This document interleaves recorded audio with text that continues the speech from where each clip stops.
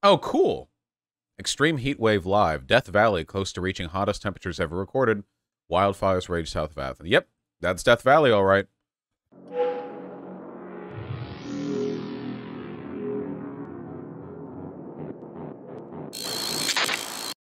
The cool thing, as somebody who grew up like next to Death Valley, because Los Angeles, Southern California, the cool thing about Death Valley is that for all of our technology and all of the developments that we've made in terms of keeping people safe, traveling through Death Valley is still like a threat. Because if you travel through Death Valley and your car breaks down, a clock starts ticking to your inevitable death. And like you just need to get picked up by another vehicle by then. It's a dangerous enough place that like you're not saved that much. Why is it so hot there? A confluence of a bunch of stuff. Isn't it like toxic there too? Because a bunch of water flowed in and then dried up, and then there's just like the muck at the base of it. Or am I thinking of a different valley that's super super hot? I think I might be thinking of a different place. That's the Salton Sea. Okay, I might be thinking of a different place. Whee! Yeah, man, good luck out there. How long before you get burned in that heat? 17 seconds? It doesn't take long. Though it's not just the UV index. It's largely like the heat itself. I mean, I don't know if it's wet bulb, actually, because it's so dry there. It probably is, though. I don't know. It's so hot. Didn't half the South hit wet bulb temperatures? South wet bulb. I saw a picture. The term... Oh, here it is, yeah. The term wet bulb is so stupid. It's such a stupid term, but look at this. Oh my god. Here, can I find a not super tiny photo? There we go. God. What is wet bulb? It means that at the existing heat and humidity point for the area that you're in, sweat will no longer evaporate off your body, meaning your body does not have a way to cool itself, meaning that your death is happening soon.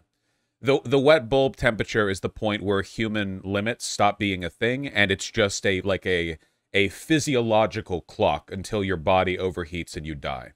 Like your brain cooks inside your skull. Because, heat acclimated people or people who have like a high tolerance for heat, that doesn't matter anymore because we're not talking about willpower or pain. We're talking about your body can't cool itself, and past a point your brain will cook in your skull. That's not a willpower thing. And the black area here is the aforementioned brain cooking area. A lot of the world is going to be like that soon. Did you know that your brain literally begins to turn solid at 42 degrees centigrade onward due to the heat that affects your brain mass made of protein, which begins to harden? Yeah, heat stroke. When you get heat stroke, like past a certain point, your muscles start to liquefy because the proteins break in a way that it turns into like a slurry, and your body starts to process it and break it down the way they do fats. It's like past a certain level of heat stroke, which by the wet bulb temperature, you'll hit that. You'll hit that very quickly. I think you have like 6 hours at most. Really? Yeah, it's not that it literally turns to liquid. It's that like the body processes the proteins the way that it breaks down fat or something like that. It's complicated. Like if I Google heat stroke muscle liquid, there's no way that's going to give me what I want. I'm probably like massively misstating. Oh yeah, here no, look right here. Rhabdomyolysis. Rhabdomyolysis is a medical condition associated with heat stress and prolonged physical exertion. Rhabdo causes the rapid breakdown, rupture, and death of muscle. When muscle tissue dies, electrolytes and large proteins are released into the bloodstream. This can cause irregular heart rhythms, seizures, and damage the kidneys. Yeah, so the muscle dies, and then it floods your blood, it clogs your heart, and you die. It makes your blood toxic with the liquefied muscle. So that's not good. Yeah, we're just not supposed to be this warm, folks. That's the thing. So a wet bulb temp doesn't mean you'll die, but it's tell when temp is dangerous. At the wet bulb temperature, it means that whatever, like, the current heat and humidity level prevents your body from naturally cooling down. It doesn't instantly kill you. It just means that if you're in that temperature, your body temp will continue to rise until you die. The only reason your body temp doesn't just rise indefinitely whenever it's more than like 98 degrees outside, like you can be outside in the shade where you're not getting a sunburn in 104-degree weather when it's dry, and you can be fine as long as you stay hydrated. And that's because the hydration goes towards making sweat. The sweat, you know, appears across your skin. It moves through the sweat glands, and then it evaporates. And thanks to how evaporation works physically, when it evaporates, it robs heat from your body, and that's how you cool down. But if the humidity is too high, it can't do that anymore. So that's not what wet bulb temp means. It's a measure of measuring temperature, not a set. I'm not saying it's a set temperature. I'm saying it's a relation between humidity and temperature. There are like graphs you can find. It's kind of like actual heat index, but yeah, like here, look, it's like a ratio of like relative humidity and temperature, where you get points where it's like, oh yeah, well, this is where you wouldn't be able to remove heat from your body anymore, which is really bad for you, you know? Get ratioed, says God, as you melt, as your muscles melt and you fucking die. Just show this video. Didn't somebody try to show this video before? You know what? Fine, I'm curious. What does the video say? There's a dangerous combination. Wow, that's loud. Okay. Of heat and humidity, which is measured by a wet bulb. It's a kind of tipping point for the human body where we lose the ability to thermoregulate and things start going very wrong very quickly. Is PBS copyright? It probably is, right? Wait, it's Public Broadcast Network. Why would it be copyright? It shouldn't be. We're talking about heat stroke, organ failure, death in just a matter of hours, and it's not anywhere near as hot as you might think. And as the globe warms, this unique combination of temperature, geography, and meteorology is becoming more common. It's becoming more and more concerning because our average global temperatures are only increasing by 1 degree Celsius. But that increase in temperature allows... Oh, buddy, we're not getting away with just 1 degree Celsius. No, at this point, scientists are like, maybe if we try really hard, we can maybe just barely hit not 2? More water vapor to be held in the air. And so not only are we going to have longer heat waves, more severe heat waves, and more frequent heat waves, but those heat waves are going to be more humid. 14 counties in the US received a 10 out of 10 risk score for wet bulb temperatures in a recent analysis. We're gonna look at where they can happen and the conditions that it takes to create a wet bulb event, including the highest wet bulb temperature ever measured on Earth. So stay with us.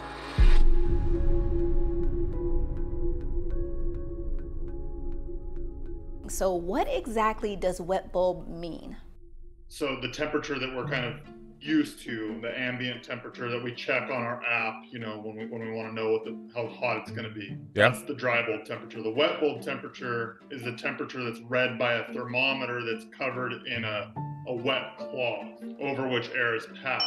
So it's essentially a measure of the evaporative capacity of the environment and the ability to cool through evaporative mechanisms. So in a drier environment like here in my living room, water easily evaporates from the wet cloth, taking heat energy with it and causing the thermometer to cool. How do I react to a PBS? How do I react, Andy, to this? I don't even know.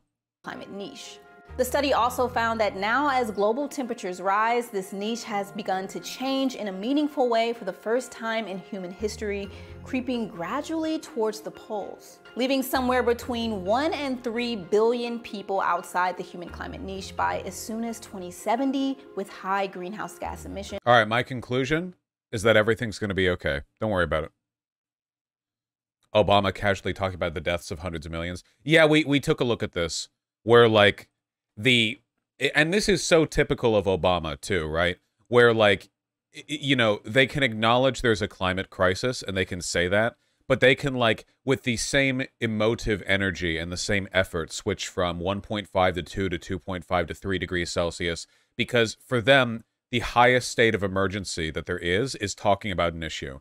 The idea of like operating in any kind of like strict timetable is unfathomable to a neoliberal, unless they're talking about protecting banks or whatever the fuck else. Like, that's the only shit they'll get out of bed for and actually take action on is, like, economic policy. And even then, just barely. because complacency and status quo politics are basically what define neoliberalism. She's 24. All our friends. Sometimes we talk about climate change and we just feel like there is no way we're gonna be able to solve this. We're looking at the science. It feels as if we're on a trajectory that we're gonna sail past this 2 degrees centigrade benchmark, where after that, potentially things are getting cataclysmic. And so I'll be honest with you, Dad, a lot of my friends, they just feel as if, what's the point? Because the world's burning and there's nothing I can do. And I said to her, well, she asked me, what should I say to them? Right. And what I said to her is, look, we may not be able to cap temperature rise to 2 degrees centigrade. Remember when it was 1 and then 1.5? But here's the thing. If we work really hard, we may be able to cap it at 2.5 instead of 3. Mm-hmm. This is what I mean by, like, the incremental for Democrats, emergencies exist so they can send you pleading emails asking for you to contribute to their campaign fundraisers, you know? The idea, like, the idea of, you know, oh, it was an emergency then, it's emergency now, and the best way I can convey that is by sitting here and calmly explaining that no matter what, we have to try our best. It's fucking disgusting. Yeah. My fellow Americans, die, you know. Perish, even. Donate to keep the climate below 4 degrees. Yeah.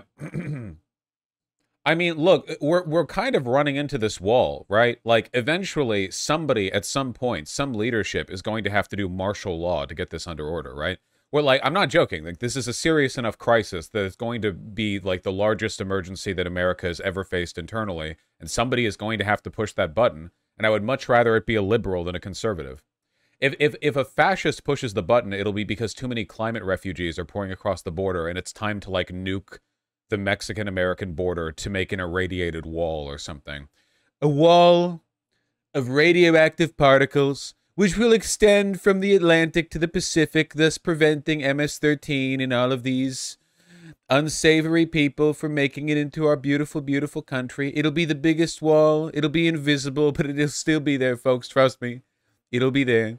I would much rather it be a liberal who would, like, I don't know, maybe do something incrementally less bad. They'd probably still be terrible. I don't know.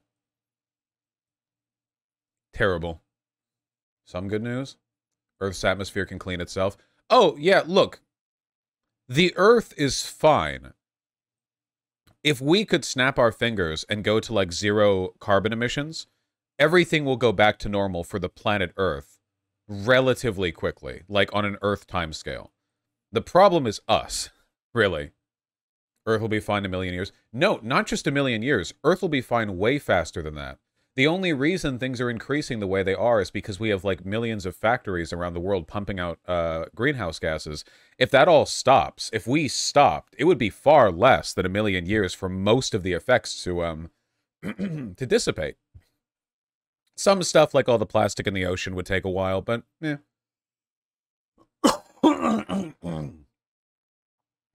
Genuinely, what's the point of talking about any other issues beyond the climate at this point? It's not mutually exclusive. Talking about the climate 24/7 doesn't make you any more effective of a climate advocate than talking about other issues. Also, people care about different things, and you want to form broad coalitions. The people who care about trans rights, the people who care about economic equality, and the people who care about climate change overlap heavily. You want to pull in the greatest number of people possible, and that means managing different issues. That's true, Zan. It's not the most popular topic for people to seek out, I think. What are your thoughts on geoengineering? You mean like spraying stuff into the sky to block out UV rays or whatever? Fuck it, fine, go for it, whatever. We've already fucked things up this much, might as well, yeah, sure, have fun, go for it. Yeah, do it. Spray aerosolized mirrors into the sky and reflect the light back into the space. I don't care. Do it.